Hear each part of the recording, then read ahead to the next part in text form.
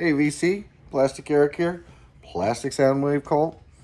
Uh, Here for another amazing edition of Collection Connection, the game that's just an excuse to talk about music. It's a game I play with my brother Bryce over on Good Show Ponsonby.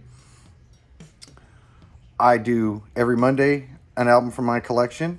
He finds a connection to it on Thursday, and then on Monday I will find a connection to that album in my collection, and we go back and forth. We've been doing this chain for a long time, and you get to guess what the connection is. And so the last connection that was made and guessed correctly was by Murdock over at Murdock's Music Minute. Fantastic channel, lots of interesting things to talk about over there.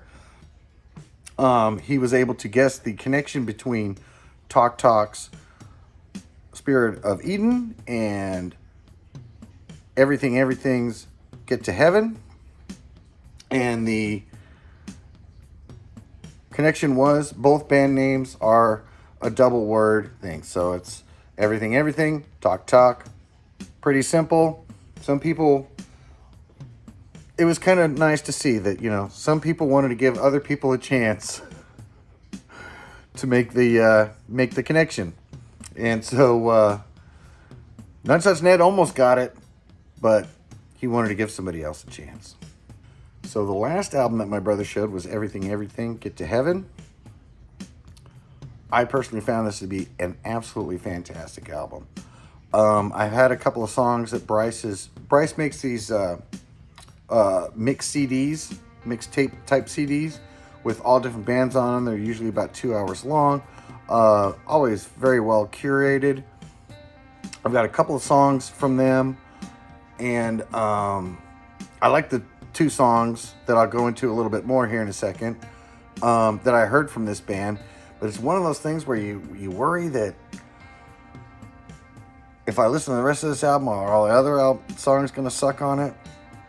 And I was pleasantly surprised when I listened to this as a homework album that the whole thing is pretty solid. I can't necessarily name off all the songs right off the get-go, but the title track is really good. The single Distant Past is absolutely excellent.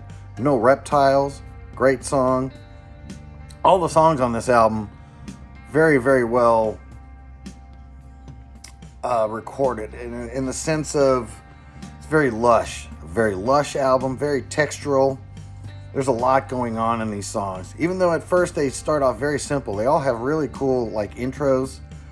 The one interesting thing I found about this album was some of you may know the band 13th Floor Elevators, and their first album that they put out, this guy plays the electric jug, and it kind of appears in all of these songs. Well, this band kind of does the same thing with drum pads. Make cool little tunes with the drum pads, but overall, it keeps popping up in these songs I found, and so I found it quite interesting. It made me think of 13th Floor Elevators, but I didn't go with that connection. But overall, I thought the album was absolutely fantastic. It makes you want to move. Very interesting lyrics, very interesting subject matter.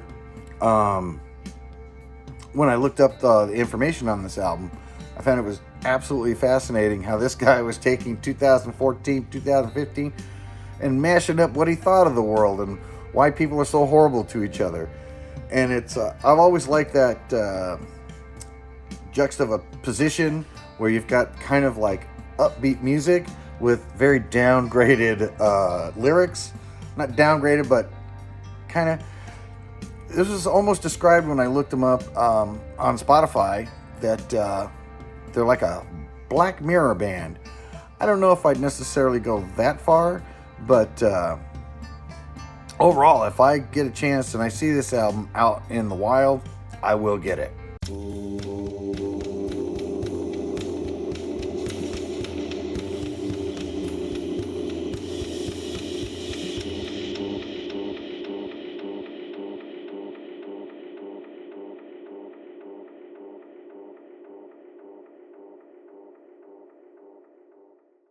And so the album that I connected with Everything's Get to Heaven is Savoy Brown, Hellbound Train. Very good album. I did not really know any Savoy Brown probably 2-3 years ago. Never listened to him. I listened to a certain stream. PB Thal is his name. He plays a lot of Savoy Brown, and he would always advise, and I think I mentioned this the last time I had Savoy Brown as one of the albums that I chose. If you see one, pick it up. And I took that advice, and I found that I've not been disappointed anytime I pick up any of these Savoy Brown albums. This one here, I mean, the illustration on it is absolutely fantastic.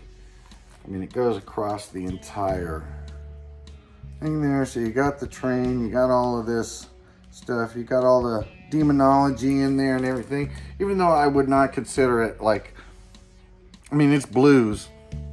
It doesn't even go into like Crossroads or anything like that. It's not anything super heavy. I think it, in some senses, it goes along with the same themes as the Everything album. And it discusses the weird things that we do in our society. Doing Fine is a great song. Trouble with These Days and Times. So, I mean, you could see a very similar thing, but that is not the connection, just to make it clear. So complaining about the world is not the connection, just so you know. But these guys, great English blues. These dudes kick it out. Absolutely fantastic. In fact, even on the inside, they've got some really cool illustrations. I mean, that's just fantastic right there. So absolutely the album of this. And they, in England, they're on Decca, which is an interesting label. But for the most part, I find that one's kind of boring. These guys in America are on Parrot.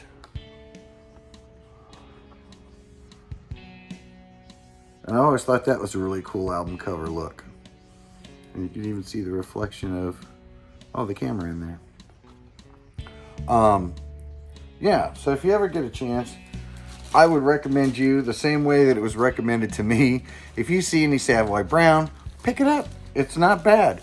It's really good blues. It's not as fancy as, say, like Led Zeppelin or anything like that. But it is very good. More along the lines of what you'd find with, not necessarily on the same level, but similar to a lot of the English bands that were putting out blues at that time. So this is another one that I picked up here. I've got about 4 or 5 of these now, so you might see these pop up into another video. But until then, between this one and the other one, can you figure out